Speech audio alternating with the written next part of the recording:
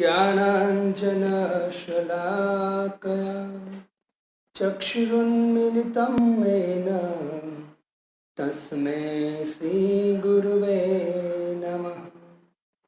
श्रीचैतन्यमनोभीष्टं स्थापितं येन भूतले स्वयं रूप कदा मह्यं ददाति स्वपदान्तिकं।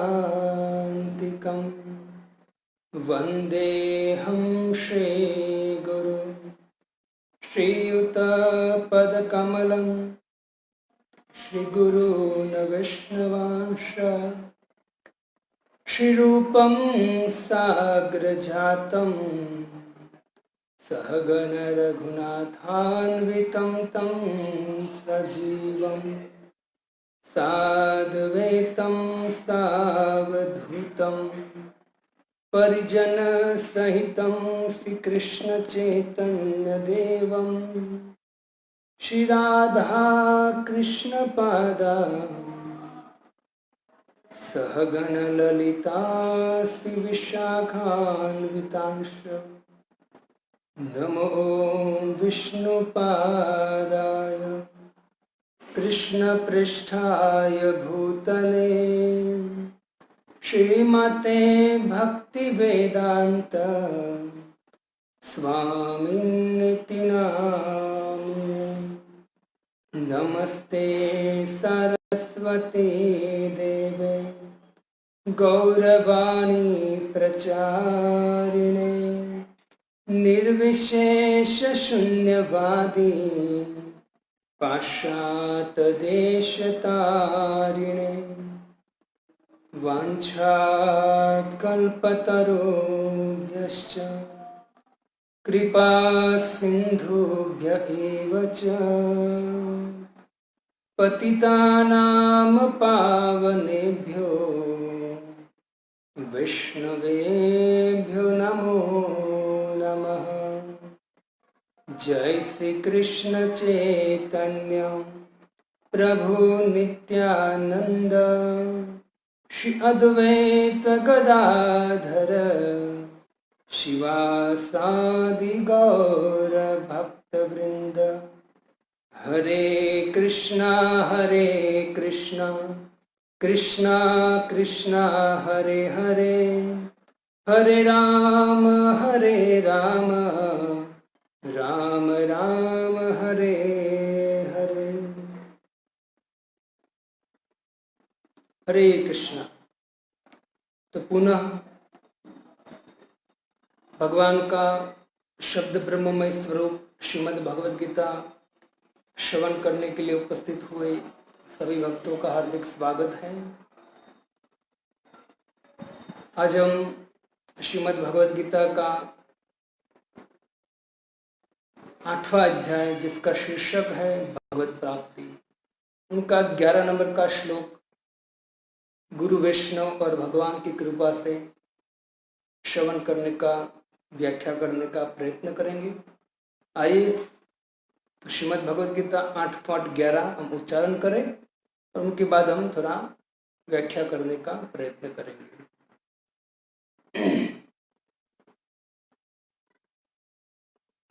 यदक्षरं वेदविदो वदन्ति विशन्ति यद्यतयो वीतरागा यदीच्छन्तो ब्रह्मचर्यं चरन्ति तत्ते पदं सग्रहे प्रवक्ष्ये। यदक्षरं वेदविदो वदन्ति विशन्ति यद्यतयो वीतरागा यदीच्छन्तो ब्रह्मचर्यं चरन्ति तत्ते पदं सग्रहेण प्रवक्ष्ये।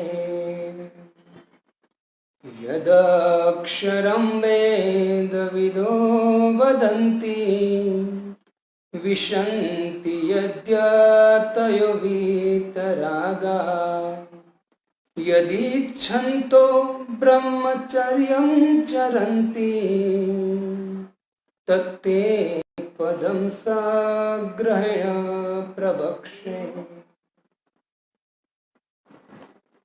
जो वेदों के ज्ञाता है, जो ओंकार का उच्चारण करते हैं और जो संन्यास आश्रम के बड़े बड़े मुनि हैं, वे ब्रह्म में प्रवेश करते हैं। ऐसी सिद्धि की इच्छा करने वाले ब्रह्मचर्य व्रत का अभ्यास करते हैं। अब मैं तुम्हें, हे अर्जुन, अब मैं तुम्हें वह विधि बताऊंगा जिससे कोई भी व्यक्ति मुक्ति लाभ कर सकता है।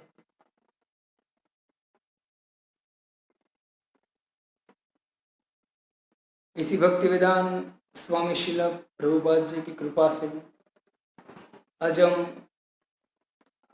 भगवान के मुख से निकले हुए दिव्य उपदेश जो अमृत के समान है, उसको एज इट इज ग्रहण कर पा रहे हैं, जिसका एक ही कारण है हमारे इस्कॉन संस्था के आचार्य इसी भक्ति वेदांत स्वामी श्रील प्रभुपाद जी की अगाध परिश्रम के द्वारा पूरे संसार में कृष्ण भावनामृत का प्रचार हुआ है। और कृष्ण भावनामृत का जो मूल है वो है श्रीमद् भगवद गीता और श्रीमद् भागवतम। तो सभी को निवेदन है कि हमें अनेक शास्त्र है, अनेक ग्रंथ है, लेकिन उस समस्त शास्त्र ग्रंथ का जो सार है वो श्रीमद् भगवद गीता और श्रीमद् भागवतम है। तो उनको अच्छी तरह से समझने का प्रयत्न करना चाहिए, पढ़ना चाहिए और श्रवण करना चाहिए। तो आइए हम पुनः आज 11वां श्लोक श्रवण करने का प्रयत्न करें। तो भगवान श्री कृष्ण कल अर्जुन को षड चक्र के बारे में चर्चा किया। जो योगी होता है वो अपने योग शक्ति के द्वारा अपने इंद्रियों को कंट्रोल कर अनेक सालों के बाद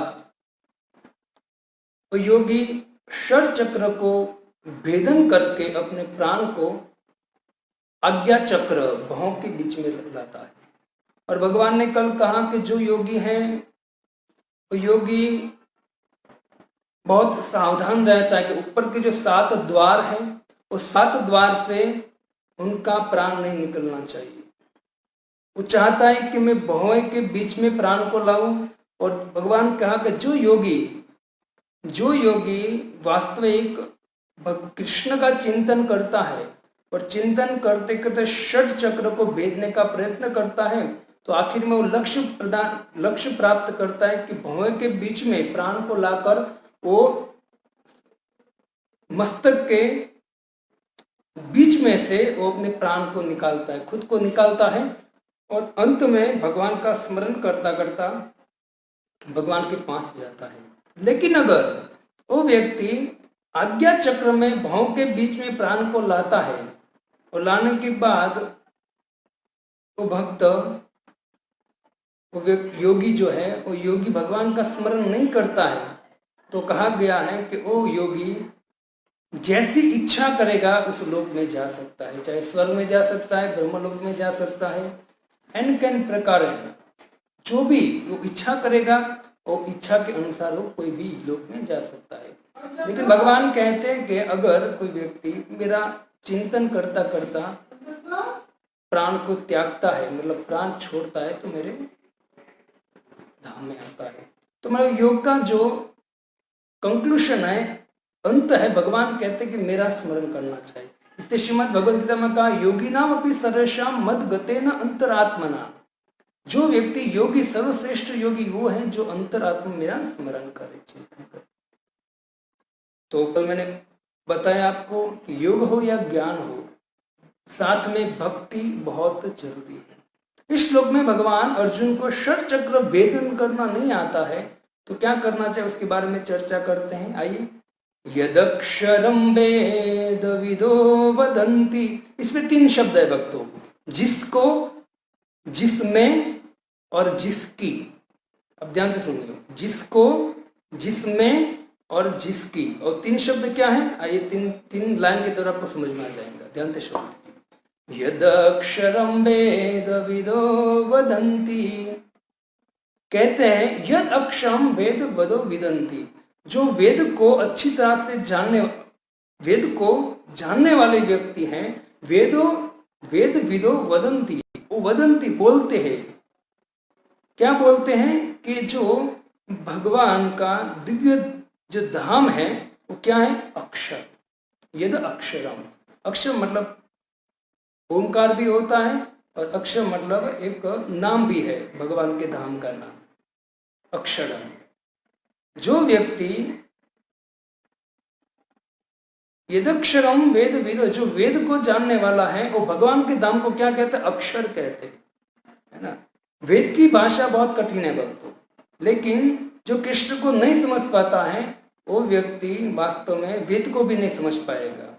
वेद कितना भी वेद पढ़ ले, लेकिन अगर वो समझ नहीं पाता है अक्षर, वो जो भगवान यहाँ निर्विशेषवादियों को बात करते हैं कि यहाँ निर्विशेषवादी कहते हैं अक्षर और ओमकार।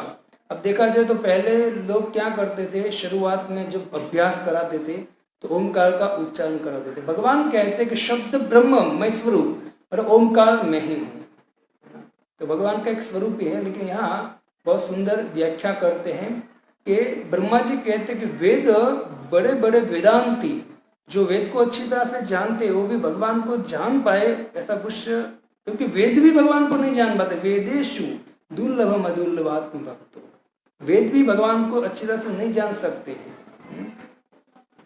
लेकिन कौन जान सकते? प्रभुपाद जी कहते हैं कि वो भगवान को जानने के लिए क्या करना पड़ेगा? भक्ति करना बहुत जरूरी है। चैतन्य महाप्रभु छन्न अवतार में आए, मतलब एक छुपे वेश में आए थे, लेकिन फिर भी उनको कौन जान गया? रूप गोस्वामी। नमो महावदान्याय कृष्ण प्राण, आप स्वयं कृष्ण हो। वेदों में अक्षर कहा गया कृष्ण के परम धाम को। 8.21 में आगे जाके वर्णन करेंगे कि जो भगवान का धाम है उसको तीन तरह से उनका उच्चारण होता है। एक तो अव्यक्त अक्षरम और एक परम गति।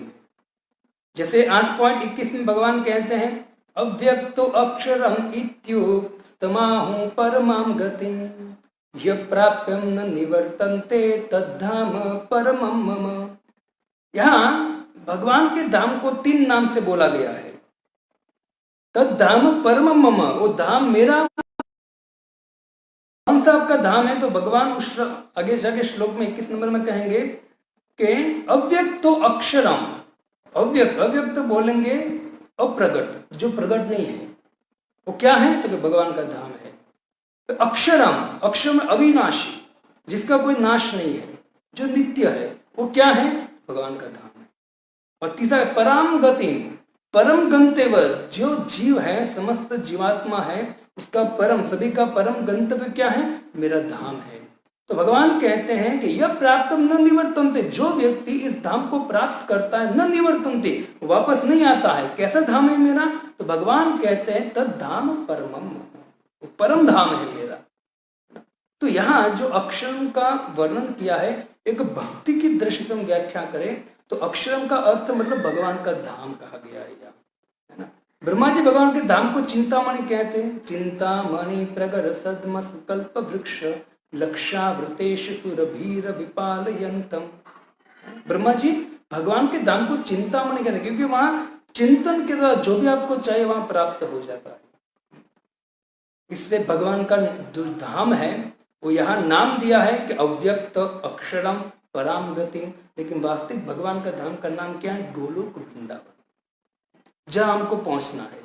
लेकिन भगवान यहाँ अर्जुन को कहते हैं कि भाई तू इस तरह से नहीं तो इस तरह से, कोई भी एन कैन प्रकार भगवान जो है हमको उनके धाम तक पहुंचाने का प्रयत्न कर रहे हैं। आप श्लोक पे ध्यान देंगे तो आपको पता चलेगा यद अक्षरम, जो वेद को जानने वाले हैं, जो षड चक्र का भेदन नहीं कर पाते हैं, वो व्यक्ति क्या करते हैं? भगवान को अक्षर, मतलब भगवान को कहते हैं, भगवान का धाम क्या है? अक्षर, मतलब कहते कि अक्षर ओमकार जो निर्विशेष है उसको अक्षर कहते हैं। लेकिन भगवान अर्जुन को कहते हैं कि अर्जुन, प्रभुपाद जी यहाँ तात्पर्य में भी लिखते हैं कि भगवान कहते हैं कि ब्रह्म अद्यपि अद्वितीय है, ब्रह्म अद्वितीय है, ऐसा नहीं है कि अलग अलग है, नहीं, ब्रह्म अद्वितीय है, दूसरा को है ही नहीं। मैं ही हूँ, एक ब्रह्म के रूप में भी मैं ही हूँ, इसलिए मेरा एक परम धाम है। लेकिन लोग उनको अलग अलग नाम से पुकारते हैं।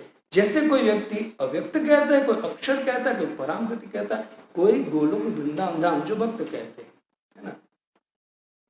इसलिए जो वेदों को जानने वाला इनको अक्षर कहते हैं।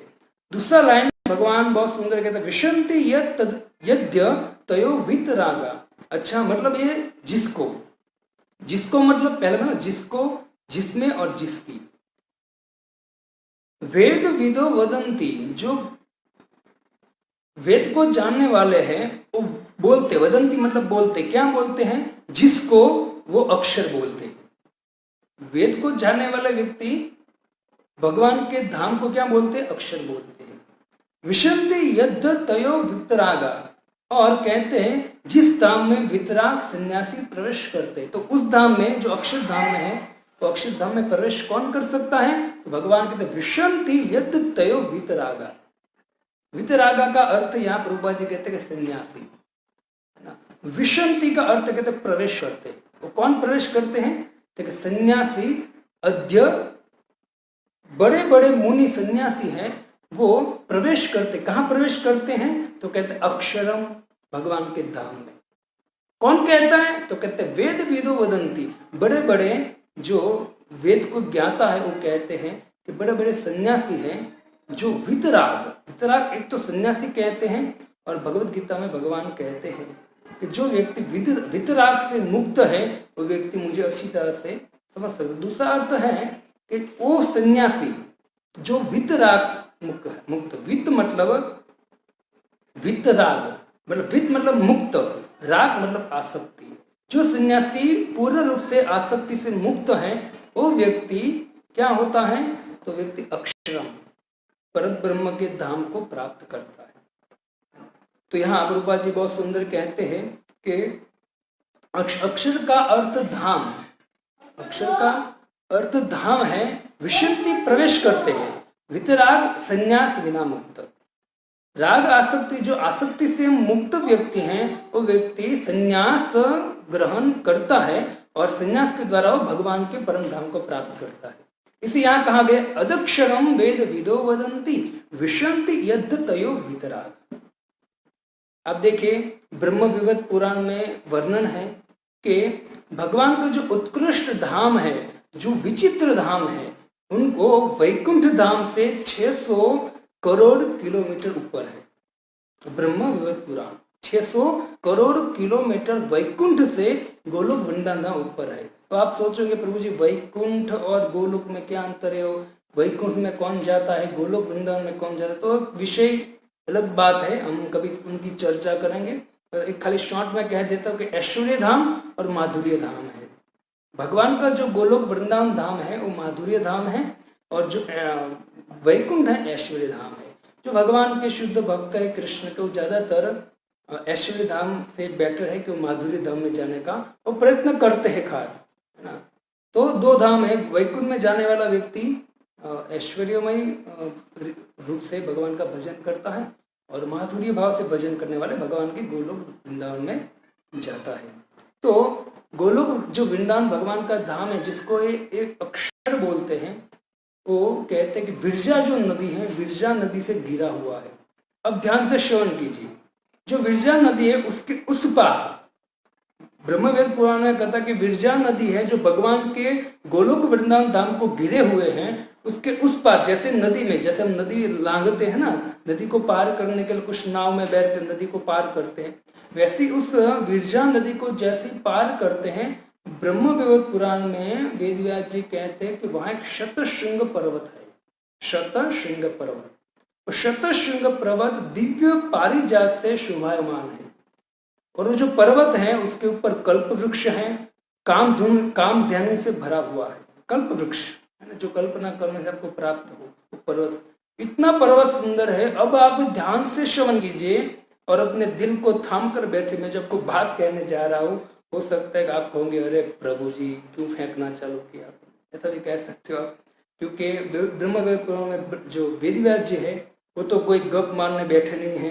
वेदव्यास जी कहते हैं कि जो ये विरजा नदी के पार जो शतशृंग पर्वत है, वो पर्वत कितना बड़ा है? तो वेदव्यास जी कहते हैं कि 12 करोड़ किलोमीटर वो पर्वत बड़ा है। आप सोचोगे प्रभु जी थोड़ा थोड़ा थोड़ा कम कीजिए, कम कीजिए, लेकिन सही बात है ना? जो मेरू पर्वत है ना, जहाँ ब्रह्मा जी रहते, वो ब्रह्मा जी का पर्वत पूरा सोने का है। हमारी कुकमंडू बुद्धि से हमको समझ नहीं पाते, ब्रह्मा जी का पूरा पर्वत सोने का है। सोचिए आप, वो स्लीपिंग सोने का नहीं, मतलब गोल्ड का है पूरा। और वो जो पर्वत है उनके ऊपर जो वृक्ष है भक्तों, श्रीमद् भागवत में 5वें स्कंद पढ़ लीजिए, उस वृक्ष में ऐसे ऐसे वृक्ष है, उस पर्वत पर ऊपर ऐसे ऐसे वृक्ष हैं जो 800 माइल ऊंचे है, 800 माइल ऊंचे है। तो फिर अगर मान लीजिए जो ब्रह्मा जी का जो धाम है, ब्रह्मा जी जहाँ रहते, जहाँ इसकी ऑफिस है शातकौम्भी जिसको बोलते हैं, वहां भी अगर 800 माइल का वृक्ष हो सकता है, तो विचार कीजिए ये जो ब्रह्मा जी का धाम है, ब्रह्मा जी का लोक है, वो तो भौतिक लोक है। तो क्या भगवान के आध्यात्मिक लोक में 12 करोड़ किलोमीटर का वृक्ष नहीं हो सकता? हो सकता है, लेकिन हम समझ नहीं पाएंगे उनको। क्यों? क्योंकि हमारी बुद्धि है ना, वो बुद्धि अभी एकदम भौतिक जीवन से भरी हुई है।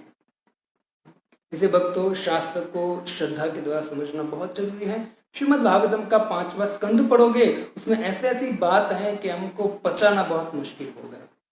हम 3-4 गिलास दूध तो पी जाते हैं, लेकिन अगर हमको 3-4 गिलास रबड़ी पीने को बोले ना, तो नहीं हो सकता। तो ये जो भगवान का धाम है उसी तरह है, और इनको समझने के लिए क्या करना पड़ेगा? तो उनको समझने के लिए हमको श्रद्धा की बहुत आवश्यकता है, और भक्ति का जो स्टेप है वो श्रद्धा के द्वारा बढ़ता है। जितनी श्रद्धा उतना हम आगे भक्ति के स्टेप में आगे बढ़ते जाएंगे। आप सोचेंगे प्रभु जी 12 किलोमीटर रखा होता तो अभी थोड़ा बहुत पचा लेते, आपने 12 करोड़ बोल दिया तो अभी क्या समझे। लेकिन सही बात है, क्योंकि ब्रह्म वेद पुराण में वेदव्यास जी का श्रीमद् भागवतम पढ़िए, उसमें तो ऐसी ऐसी बातें हैं, है ना, कि स्वर्ग के और ब्रह्मा जी के जो लोक है, वहाँ के जो वृक्ष बड़े बड़े, उसके इतने बड़े बड़े फल है जिसमें कोई गुठली नहीं है, और वो फल जब पक जाते, वहां तो ऐसा नहीं कि कोई व्यक्ति वहां तोड़कर खाने वाला है, नहीं, ऐसे पक जाते हैं तो अपने आप वो नीचे गिरते हैं, और जो पर्वत है उसकी तलहटी पर ये जो फल है वो गिरते हैं। जैसे जामुन है, वो जामुन के फल इतने बड़े जामुन के फल होते हैं, जैसे नीचे गिरते हैं, उसमें गुठली नहीं होती, फद करके टूट जाते हैं, और कहते हैं कि वहां जामुन की नदी बहती है उस पर्वत के आजू बाजू में। और जब वो जामुन की नदी, मतलब जामुन की नदी वो सूख जाती है ना, आजू बाजू में सूख जाता है, तो उनका सोना बन जाता है, जिसको बोलते हैं हेमुनद सोना, जो स्वर्ग के जो अप्सरा है, स्वर्ग के देवता पहनते। तो आपको मैं क्लियर करने के लिए थोड़ा सा विस्तार किया, ये भगवान का धाम है। और वहां प्रवेश करने की योग्यता प्रभुपाद जी कहते कि राग मतलब आसक्ति से मुक्त व्यक्ति ही वहां, मतलब भौतिक आसक्ति को छोड़कर आध्यात्मिक भगवान में आसक्ति करेगा तो उनका प्रवेश है। क्योंकि राग होता है वहां द्वेष निश्चित होता है। जो व्यक्ति आसक्त होता है वो आसक्ति की वजह से उसको द्वेष ईर्ष्या निश्चित होती है, एक के पीछे एक आता है। इससे भगवान के धाम में जाने के लिए राग द्वेष से मुक्त होना बहुत जरूरी है। तो उसका प्रैक्टिस अभी भक्तों को करना चाहिए। इसे प्रभुपाद जी बहुत सुंदर सुंदर ग्रंथ दिए, और राग द्वेष से मुक्ति व्यक्ति वहां पहुंच सकता है। भगवद गीता में भगवान 5.3 में कहते हैं कि न तो किसी की इच्छा करता है, न किसी पे आसक्ति रखता है, न द्वेष करता है, वो सन्यासी है, और वो सन्यासी वहां पहुंच पाता है। न तो कोई प्रकार की भौतिक इच्छा रखता है, न तो किसी से राग मतलब आसक्ति रखता है, न तो द्वेष करता है। इसको सन्यासी बोलते हैं, और ऐसे सन्यासी भगवान के धाम को प्राप्त करते हैं। गेयम स नित्य सन्यासी यो न दृष्टि न कांक्षति निंद दो ही महाबाहो सुखम व्यंधा प्रमुच्यते। जो व्यक्ति इच्छा राग द्वेष से मुक्त है उसको सन्यासी कहते हैं। वही सन्यासी विशंति यद तदो वितरागा, वही सन्यासी वितराग से मुक्त होता है, वही प्राप्त करता है। क्या प्राप्त करता है? अक्षरम। कौन कहता है? तो कहता है वेद विदो वदंती, वेद के बड़े बड़े विद्वान ये कहते हैं। देखो भक्तों, भौतिक संसार में सभी संबंध है और राग द्वेष से भरे हुए हैं, और जहां भी राग द्वेष का संबंध होता है वहां कभी प्रेम नहीं होता है। हम प्रेम खाली कहते हैं लेकिन प्रेम होता नहीं है। अब देखिए बड़े बड़े राजा है ना, बड़े बड़े सम्राट, जो बड़े बड़े रजवाड़े थे, उनको अंग्रेजों ने तोड़ दिया, मरोड़ दिया और लूट गए। उसका कारण क्या हुआ? क्योंकि जिसको अपना मानते थे वही व्यक्ति क्या करता है, उसको परेशान करता है, मतलब बगावत करता है। लगता है कि ऊपर से मुझे प्रेम करता है, लेकिन प्रभुपाद जी कहते हैं इस संसार में प्रेम है ही नहीं, इस संसार में प्रेम के नाम से लस्ट है। इसे जहां भौतिक जगत में जो संबंध है वो राग आसक्ति से है, और आसक्ति द्वारा क्या आता है, द्वेष होता है। तो आसक्ति और द्वेष के द्वारा ये संबंध है। इसे भगवान भगवद गीता में कहते वितरांग भय क्रोधा मन ममा मामुपाश्रित बहवो ज्ञान तपसा पूता मद्भाव मागता।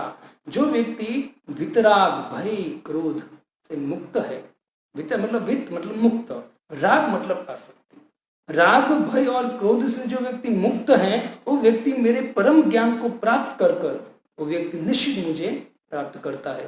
तो वहां भी भगवान 4.10 में आप पढ़ सकते हो, खुद कहते हैं संसार के संबंध राग के कारण बनते हैं, द्वेष के कारण छूटे पड़ जाते हैं। इससे प्रभुपाद जी कहते हैं प्रेम तो है ही नहीं। इससे आपको अगर प्रेम चाहते हो और संसार में प्रेम ढूंढने का प्रयत्न करते हो कि मेरा बेटा मुझे प्रेम करेगा, बीवी प्रेम करेगा और बच्चे प्रेम करेंगे, नहीं, आप बहुत गलती कर रहे हो। जो चीज आप ढूंढने का प्रयत्न करते हो, प्रयत्न आपका सही है, लेकिन आप जिस दिशा में प्रयत्न करना चाहे वो गलत है। तो हमको क्या करना, किससे प्रेम करने का प्रयत्न करना चाहे? तो कहते हैं कि प्रेम एक ही व्यक्ति से हो सकता है, वो कृष्ण है, परम पुरुष है, जिसका धाम अक्षर है, अव्यक्त है, जिसका परम गति धाम है, जिसको गोलोक धाम बोलते हैं, वहां रहने वाले कृष्ण से प्रेम हो सकता है। क्यों? क्योंकि वो शाश्वत है, अविनाशी है, और वहां हमको जाने का प्रयत्न करना चाहे, उससे प्रेम करने का प्रयत्न करना चाहे। तो उससे प्रेम करने के लिए क्या करेंगे? तो कहते उसके प्रेम करने के लिए भक्ति करना बहुत जरूरी, क्योंकि भक्ति ही जीवन में, भक्ति ही आसक्ति और द्वेष को नष्ट करती है। और जो व्यक्ति भक्ति के द्वारा आसक्ति और नष्ट दूर करता है, आसक्ति और द्वेष, वही व्यक्ति भगवान को प्रिय है, और वही व्यक्ति को भगवान भक्ति में आगे बढ़ाकर अपने धाम देते हैं, धाम को प्रदान करते हैं। तो वितराग देना चाहिए। देखो भक्तों, ये जो राग और द्वेष है ना, आसक्ति, संसार में आसक्ति करते और दूसरे से ईर्ष्या करते, द्वेष करते हैं, उसका कारण क्या पता है? उसका कारण एक त्रिगुणमय जो प्रकृति है, उसमें से बीच वाला जो गुण है रजोगुण, उसका कारण है। हम किससे आसक्त हो जाते हैं या किसी के द्वेष करते हैं। क्यों द्वेष और आसक्त हो जाते हैं? क्योंकि हमारे अंदर अनेक प्रकार की इच्छा है, क्या कामना है। इसे तो भगवान ने 5.3 में कह दिया है कि जो व्यक्ति इच्छा से मुक्त है, जब इच्छा से मुक्त होगा ना, तो उसमें आसक्ति और द्वेष वो दोनों नहीं आ सकता है। वो दोनों शायद मतलब ट्राई करेगा, नहीं आएगा वो, है ना। इससे इच्छा पहले बोल दिया भगवान, इच्छा से मुक्त होना चाहिए। इच्छा द्वेष समुत्थे न द्वंद्व मोहे न भारत। तो व्यक्ति जो रजोगुण है, रजोगुण के द्वारा द्वेष और राग उत्पन्न होता है। प्रभुपाद जी कहते हैं कि सत्वगुण में ऊपर, सत्व गुण से भी ऊपर, मतलब सत्व, विशुद्ध सत्व में सन्यासी पहुंचता है, तब जाके वो क्या प्राप्त करता है? तो कहते यद अक्षरम वेद विदो वदंती विशंति यद तयो वितरागा, मतलब सन्यासी वो जो वितराग से मुक्त है वहां पहुंचता है। और उसको क्या करना चाहिए? मतलब देखो, जिसको और जिसमें, जिसको अक्षर बोलते हैं, जिसमें वितराग नहीं है वो अक्षर को प्राप्त करता है। और जिसकी मतलब क्या है? अधिच्छन्तो ब्रह्मचर्यंती तरचरण, ब्रह्मचर्य चरंती। जो व्यक्ति ब्रह्मचर्य का पालन करता है ना, उसकी ही गति यद अक्षर में होती है। तो क्या करना चाहिए? तो कहते हैं ब्रह्मचर्य का पालन करना चाहिए। प्रभुपाद जी कहते हैं कि ब्रह्मचर्य का पालन किए बगैर व्यक्ति कभी भी आध्यात्मिक जगत में प्रगति नहीं कर पाता है। इसे ब्रह्मचर्य बहुत आवश्यक है ना। इससे ब्रह्मचर्य का पालन करने के लिए व्यक्ति को पूर्ण रूप से सावधान रहना जरूरी है। चाहे कोई व्यक्ति गृहस्थ हो या कोई व्यक्ति पहले से शादी न करके ब्रह्मचर्य का पालन करता हो, लेकिन उन सबको क्या करना चाहिए, ब्रह्मचर्य का कठिनता से पालन करने का प्रयत्न करना चाहिए। वेद को जानने वाले धाम को अक्षर कहते हैं और अभ्यास के द्वारा प्राण को ऊपर उठाते हैं, अभ्यास के द्वारा प्राण को ऊपर उठाते हैं। तीसरी बात यहाँ पर भगवान कहते हैं कि अब भगवान कहते हैं कि प्राण को ऊपर उठाने के लिए एक कंडीशन है। देखो, प्राण को ऊपर उठाने के लिए कल भगवान ने कुछ बोल दिया कि इस तरह से उठाना है, लेकिन उसको भी उठाने के लिए और एक कंडीशन भगवान देते हैं कि आपको ब्रह्मचर्य का पालन करना पड़ेगा, क्योंकि ब्रह्मचर्य का पालन नहीं किया तो इंद्रियां जो है वो कंट्रोल में रहेंगी नहीं। और जब कोई व्यक्ति की इंद्रियां कंट्रोल, इसके बाद वाले श्लोक में चर्चा करेंगे, तब तक वो व्यक्ति कभी भी एक जगह बैठ ही नहीं सकता है। योग की बात तो अलग रही, योग का जो प्रोसेस है उसकी बात अलग रही। जो व्यक्ति अपने इंद्रियों को कंट्रोल नहीं कर पाता वो बैठ ही नहीं सकता है पहले, है ना। यम नियम आसन प्राण प्रत्याहार ध्यान धारणा समाधि तक पहुंचना है, उसको इंद्रियों को कंट्रोल करना बहुत जरूरी है। और इंद्रियों को कंट्रोल करने के लिए ब्रह्मचर्य का पालन करना बहुत जरूरी है। प्रभुपाद जी एक सुंदर दृष्टांत देते हैं। हमारे आचार्य के महाभारत के अनुशासन पर्व 169 में वर्णन है कि जब पितामह भीष्म अर्जुन के तीक्ष्ण बाणों के द्वारा जब धराशाय हुए थे, तो एक इंच भी जगह ऐसी नहीं थी जहां उसको बाण न लगे हो। लेकिन वहां वेदव्यास जी वर्णन करते हैं कि जब भीष्म पितामह योगी थे, हम सब जानते हैं, और उत्तरायण के समय उसने अपनी इच्छा से यहाँ से प्रयाण किया था, जो हमने आगे समझ सके हो, है ना।